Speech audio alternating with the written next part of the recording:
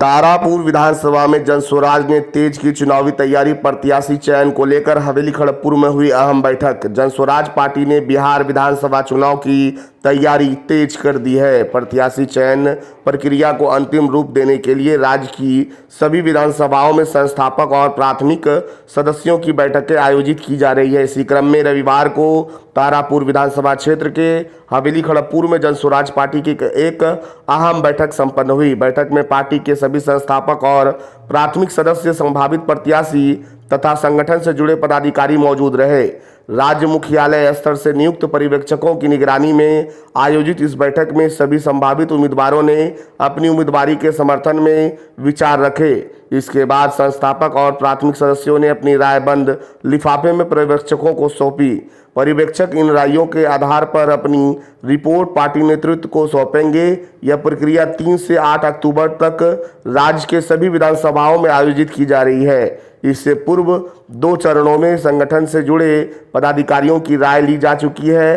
अब पार्टी विधानसभा स्तर पर सदस्यों की राय लेकर प्रत्याशी चयन को अंतिम रूप देने की दिशा में आगे बढ़ रही है। इस मौके पर प्रदेश उपाध्यक्ष ललन यादव, राष्ट्र कार्यकारिणी सदस्य प्रीतम सिंह, जिला अध्यक्ष योगेंद्र मंडल, जिला मुख्य प्रवक्ता कुंवर चंद्रेश, जिला महिला अध्यक्ष कविता देवी, संभावित उम्मीदवार डॉक्टर संतोष सिंह, सुखदेव यादव, वीर कुंवर, निरंजन निषाद सहित अन्य वरीय पदाधिकारी व कार्यकर्ता उपस्थित थे। रिटायर्ड IAS अफसर हूँ और मैं प्रदेश का उपाध्यक्ष हूँ जनस्वराज पार्टी का, और अभी यहाँ पर जो है मैं ऑब्जर्वर की भूमिका में आया।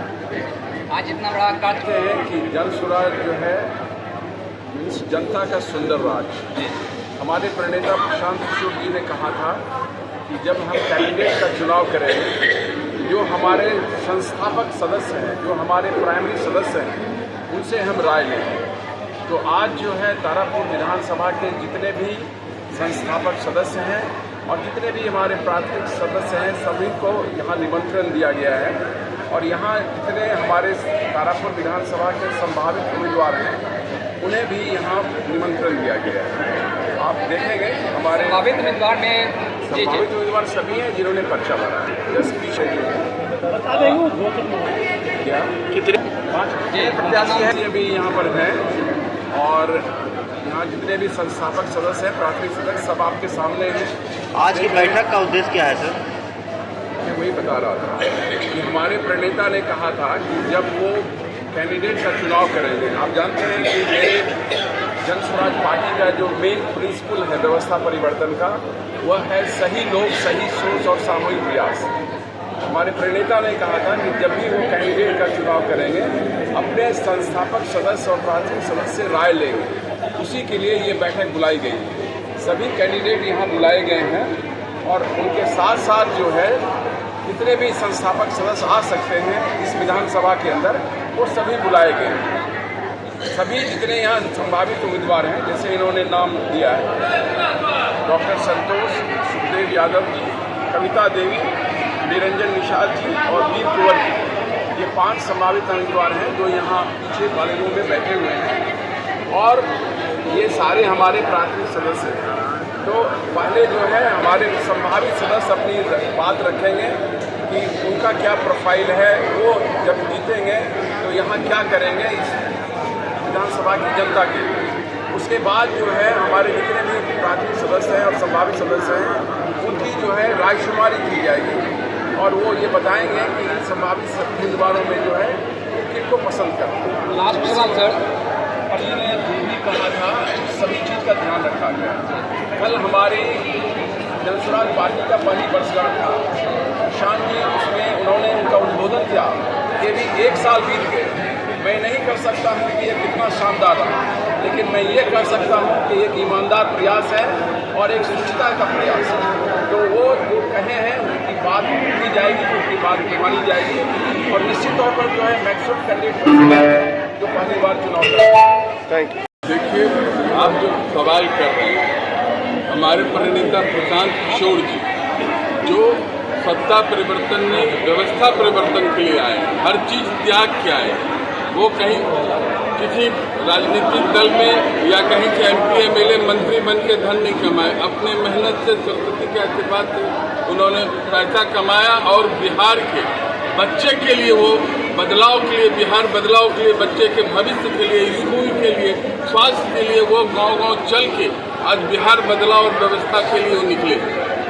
आपने सवाल किया मुख्यमंत्री जी, जब से प्रशांत किशोर जी ने शुरुआत किया कि हम 2000 रुपया पर मंथ बुजुर्गों को, जो वृद्धा पेंशन, विकलांग पेंशन, महिला पेंशन को देंगे, आज 20 साल में 10 रुपया मुख्यमंत्री जी नीतीश कुमार एनडीए के सरकार के हो या नीतीश कुमार जी महागठबंधन की सरकार में 400 रुपया से 410 रुपया नहीं किया। ये प्रशांत किशोर जी की पहली देने को उनके प्रेशर में इन्होंने 1100 रुपया किया। आज ये 10,000 रुपया आप देख रहे हैं, महिलाओं के कान में लोभ दिया जा रहा है 10,000 रुपया। इसको हम इतने सालों में आपने कुछ नहीं किया। आप बोल रहे हैं देंगे हम रोजगार के लिए, 2 लाख रुपया आप देते हर अकाउंट में महिलाओं को। 10,000 में एक भुंजा बेचने का भी बिजनेस नहीं होगा, सब्जी बेचने का नहीं, ठेला खरीदने जाइएगा तो 20,000 रुपया का ठेला आता है। पहले ठेला खरीदी थी तो बिजनेस करेगी।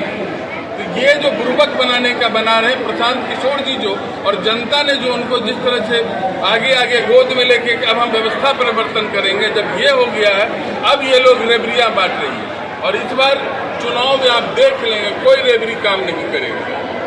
जहां तक आप बात कर रहे हैं डिप्टी सीएम सम्राट चौधरी जी, सम्राट चौधरी जी से तो एक ही सवाल उन्होंने पूछा है और बिहार की जनता पूछ रही है, आप बताइए मैट्रिक का परीक्षा कब पास की, आप बताइए इंटर कब पास की, ये बता दीजिए।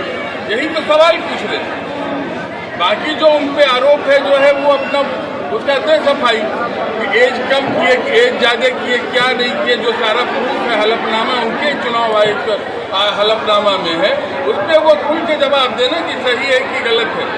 सर एक और क्वेश्चन है, अशोक चौधरी को लेकर प्रशांत किशोर जी ने प्रेस कॉन्फ्रेंस किया था, जो कि धार्मिक न्यास बोर्ड जो है उनके जो अध्यक्ष थे, उनकी पत्नी को लेकर अनधिकृत तरीके से जमीन खरीदारी की गई थी। उस पर सर जो है प्रशांत किशोर जी को जो वो नोटिस किए थे, उस पर सर आप कैसे वो देखते हैं? देखिए, इसमें स्वर्गीय आचार्य किशोर कुणाल जी पे कोई आरोप नहीं है। वो ईमानदार व्यक्ति थे, पूरे बिहार जानता है। वो धर्म के प्रति समर्पित थे, आईपीएस से रिजाइन करके आए। उन्होंने अशोक चौधरी पे आरोप लगाए। उन्होंने अशोक चौधरी जो 2 साल में 200 करोड़ की प्रॉपर्टी खरीदे, उन्होंने किशोर कुणाल जी के जाने के बाद उस ट्रस्ट के माध्यम से कि लोगों को पता न चले, उनके पत्नी के अकाउंट से पैसा गया है और वहां प्रॉपर्टी खरीदा गया है, इसका वो सफाई दें। वो लीगल नोटिस दिए हैं, दें 10 लीगल नोटिस दें। जब सारा साक्ष्य मीडिया के सामने दे दिया गया, कब कब कहाँ खरीदे गए, और वो क्या कहते हैं, हो सकता है मेरी पत्नी ट्रांजैक्शन की हो। क्या आज अगर किसी की पत्नी 2 लाख रुपया खर्च करेगी, पति को पता नहीं रहेगा, और पत्नी का इनकम क्या है? ये सब आरोप। और अशोक चौधरी जी को तो बोला गया कि आप लीगल नोटिस दिए, उसके लिए आप वापस करिए या माफी मांगिए। नहीं तो 500 प्रॉपर्टी का और पुख्ता प्रूफ के साथ है वो हम लोग जनता के बीच रखेंगे। और इस बार जनता इस सब भ्रष्ट मंत्री का, और एनडीए सरकार में हो चाहे गठबंधन सरकार का, सभी को भगाएगी। और सुन लीजिएगा, जिस तरह से अभी सुन रहे होंगे, 2-4 मंत्री को दौड़ा के भगाया गया।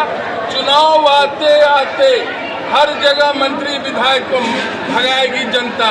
जनता इस बार बदलाव के मूड में, व्यवस्था परिवर्तन के मूड में, प्रणेता प्रशांत किशोर जी की अगुवाई में सरकार बनाने के मूड में है। 35 साल सबको देख लिया, 5 साल इनको भी देखते हैं कि ये क्या करते हैं हमारे बिहार के लिए।